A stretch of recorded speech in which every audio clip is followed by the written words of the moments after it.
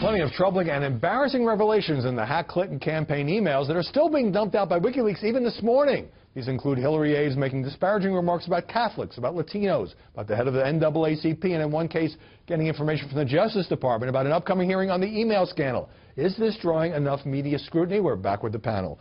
Guy, also we learned about collusion between the State Department and the Clinton campaign, about leaking information having to do with Sid Blumenthal, the Hillary confidant, emails from him, to a, quote, friendly reporter at the AP before the House Investigating Committee found out about it.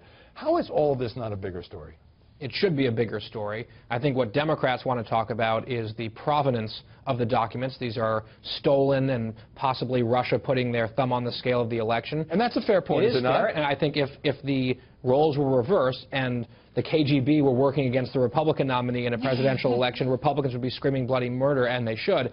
But the idea that the media would spend as much time muting their coverage or sucking their thumbs about how the documents came out into public, if it were the Republican, I just don't buy that at all. All right, crystal ball, we have John Podesta, the campaign chairman, talking about needy Latinos.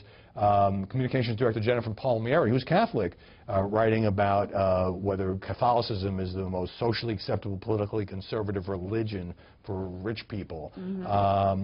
How is it that, are these routine political embarrassments, or has the press made a judgment that it's not that big a deal, or is it something else? I think the press has made a judgment that there are only so many hours in the day and only so much space in the paper. And therefore, all those hours in space has to be devoted to Donald Trump's problems? Well, when you have a new woman coming out alleging sexual assault every single day, when you have a massive October surprise every single day, and these things were covered, and if you look in the papers today, they actually are covered fairly extensively. In the papers, very little on television, however. But I think that's true. That is true, because these are salacious claims and they get ratings, to be totally frank. But also, if this was any other election, if this was even the primary campaign, you would see a lot more coverage because it was a more normal season. Now you have things that are outlandish and unprecedented every single day. And by the way, the Russia piece of this is outlandish and unprecedented, and that part is also being undercovered. That's scary as well. Yeah. Heidi Persbella, there's even political stuff in here. I just came across this one. Neera Tanden, Hillary advisor,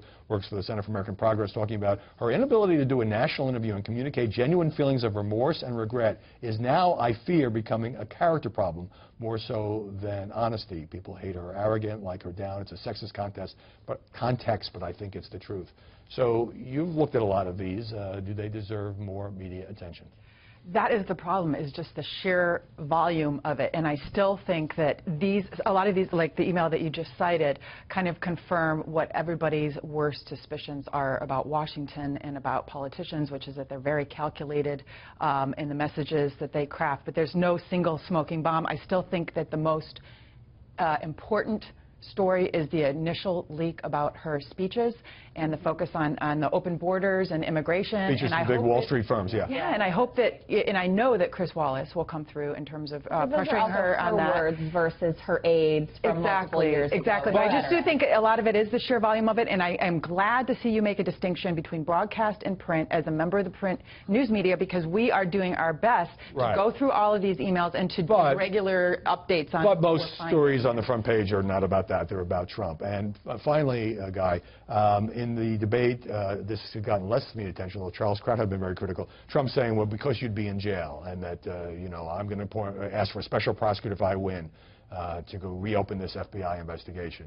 Do you think that's a significant story or political rhetoric? Well, I think that you saw Democrats demanding that Senator Tom Cotton potentially get thrown into prison for the letter that he wrote to the Iranian regime about the Iran deal. You're saying they all do it? I think this happens on both sides, and I think the fainting couches from the press over that, especially Trump talked about a special prosecutor. He wasn't talking about unilaterally throwing someone. All right, he said special prosecutor, but then he said you'd be in jail, which is different and circumventing the We're out of time. Thanks, panel. After the break.